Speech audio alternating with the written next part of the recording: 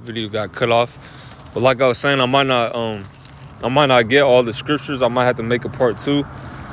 But we'll see. I mean, hell, I'm already making a part 2 because the video, I got a damn scam call and cut off the video. But anyway, Second Ezra's chapter 2 and verse 27. It says, Be not weary, for in the day of trouble and heaviness, for when the day of trouble and heaviness cometh. I was already mentioning the time of trouble. This is known as the time of Jacob's trouble. It's known as the time of the hour of temptation, which shall come upon all the world. It's also known as the day of the Lord, okay? The day of darkness, the day of doom and gloom. All right, all hell breaking loose, the great tribulation. A day like never before. The scripture speaks about a time that the earth has never seen nor ever will see again, which is the time of Jacob's trouble. The worst time ever. But the scripture is talking to the elect and it says, be not weary. Knowing that this is coming, we shouldn't get weary. We should still be in the mindset of the Lord got us this far. The Lord, first and foremost, the Lord gave us his name. The Yahweh Ba'Shem Yahweh Shai, Yahweh being the Most High God, Yahweh Shai being his son. First and foremost, they revealed their names to us, which is like the ultimate mercy in these times. So we shouldn't be weary just because we know all hell is about to break loose. That's a good thing. We should be, speaking to myself first and foremost, we should be in the spirit of being excited, because we know that after all this bad shit happens, if we're of the elect, first of all, we're going to be saved out of it. Second of all, we're going to make it to the end. Third of all, when we get delivered and get a new body, an immortal, superhuman body, when we get beamed up in what the world ignorantly calls UFOs and get changed, pursuant to 1 Corinthians 15, around verse 50, guess what? After that, it's going to be everlasting joy. It's going to be eternal happiness. Okay? The earth is going to be ruled in righteousness. All the pollution is going to be, washed away, cleaned up, because the missiles, the hypersonic ICBMs, are going to wipe Babylon the Great off the map. And that's going to clean up the whole planet. All right? Just like going back to the time of Noah, the days of Noah, all right? What happened? The Lord flooded the whole earth because of the wickedness. And that cleaned the whole planet Earth. And it also changed the planet. It changed how the planet looked. All right? It probably made the earth a little bigger. From the tectonic plates, shifting from the water. It used to be one continent, but now look at all the continents because of that flood. Well, the point that I'm trying to make is that Yahweh Ba'Shem Yahweh Shai is going to use the missiles to kill two birds with one stone. Number one, he's going to take out Babylon the Great, aka America, and number two, he's going to clean up the whole planet. All right, because the amount of missiles that's going to hit America, 200 million warheads, that's going to change the whole planet, even though it's just hitting Babylon. Even though it's not going to destroy the whole world, that all of those missiles hitting one landmass is going to change the whole planet. All right, so lucky if I'm rambling, okay, but it says, for when the day of heaviness, it's like when the day of trouble and heaviness cometh, others shall weep and be sorrowful, but thou shalt be merry and have abundance. So the other people who the Lord didn't reveal his name to, or maybe he did reveal their name, but they smacked his hand. The Lord reached out. The Lord reached out his hand to them and said, this is my name. And they slapped his hand. There's a lot of Israelites out there like that. And they wear purple, okay?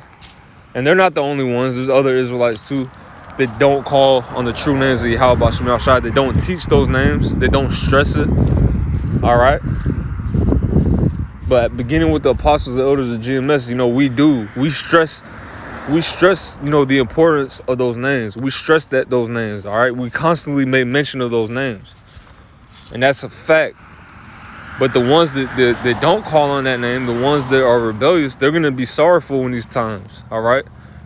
And that's how we're going to know they're not the chosen, because they're going to be very sorrowful, and they're going to be ashamed. They're going to have their heads down, all right? And I'm not saying the elect aren't going to be put in very difficult situations, very heavy, situations. I'm not saying that at all.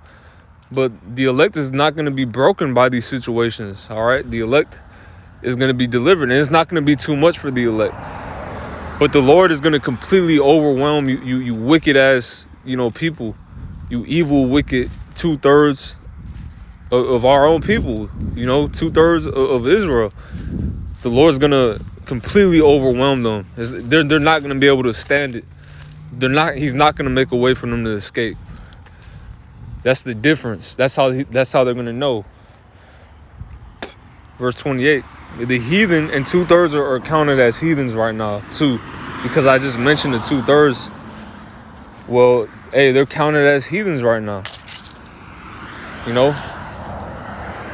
They're our enemies right along with all the other 17 nations. Okay, beginning with Esau, Edom, the so-called white man. 2/3 are our enemies right along with them. All right. It says the heathen shall envy thee, but they shall be able to do nothing against thee, saith the Lord. Yahweh Bashem Yahweh Shai. My hand shall cover thee, so that thy children shall not see hell. So it's gonna be a huge difference when you see a man of Yahweh Bashem Yahweh Shai and his family versus a nigga in the world and his family in that day. It's gonna be the difference is gonna be so painfully obvious, all right? It's gonna be so painfully obvious who the Lord is dealing with.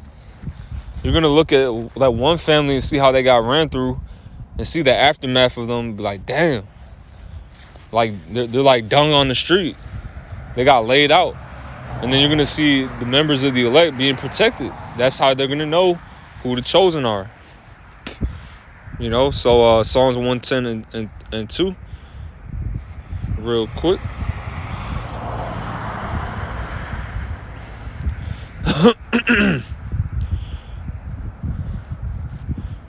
This is the book of Psalms, chapter 110, and verse 2. It says that the Lord, Yahweh Bashem Yahweh Shai, shall send the rod of thy strength out of Zion. Rule thou in the midst of thine enemies.